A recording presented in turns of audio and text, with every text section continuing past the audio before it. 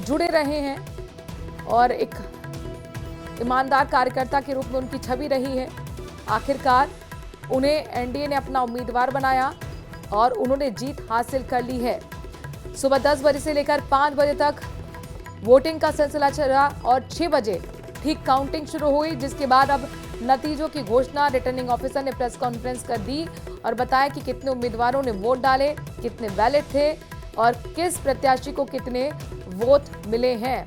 हालांकि अगर गणित की बात करते हैं तो जाहिर तौर पर पलड़ा पहले से ही एनडीए के उम्मीदवार का भारी था और जीत आखिरकार एनडीए उम्मीदवार की ही हुई है। सीपी राधाकृष्णन देश के उपराष्ट्रपति होंगे। अनूप गुप्ता हमारे संवाददाता इस खबर पर जुड़ गए हैं। अनूप गुप्ता, 452 सीपी राधाकृष्णन को वोट मिले और कुल मिलाकर उनकी जीत, यानी कि देश को 17वां उपराष्ट्रपति मिल गया सीपी राधाकृष्णन के रूप में।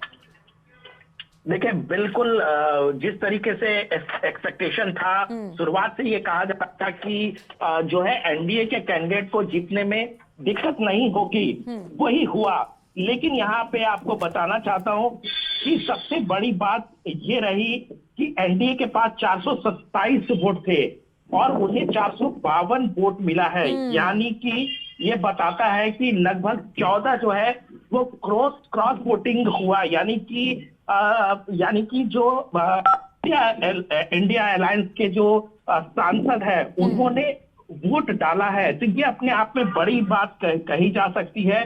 देखिए, एक्सपेक्टेशन था कि आसानी से जो है इंडिया अलायंस के उम्मीदवार सीपी राधाकृष्णन चुनाव जीत जाएंगे और ऐसा ही हुआ। लेकिन इसमें सबसे बड़ी बात यह रही कि क्रॉस वोटिंग का फायदा जो है वो जो है वो एनडीए अलायंस के फेवर पे वोट गिरा है जी।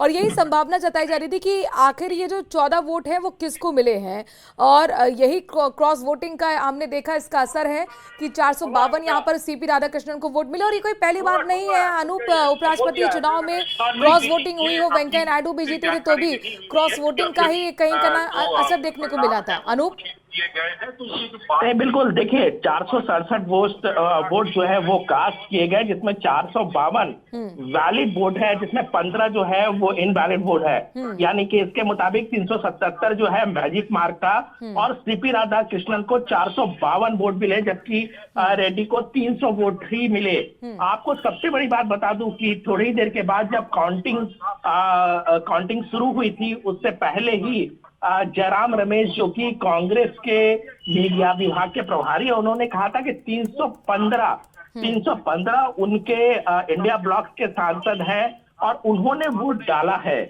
तो कहीं ना कहीं ये बात बताता है कि ये जो उनके दावे थे 315 के, उसमें से 15 कहाँ गए। तो 15 कहीं ना कहीं ये जो है वो एनडीए अलायंस के जो उम्मीदवार थे उनको वोट किया है। ये बात यहाँ पर साबित होता है।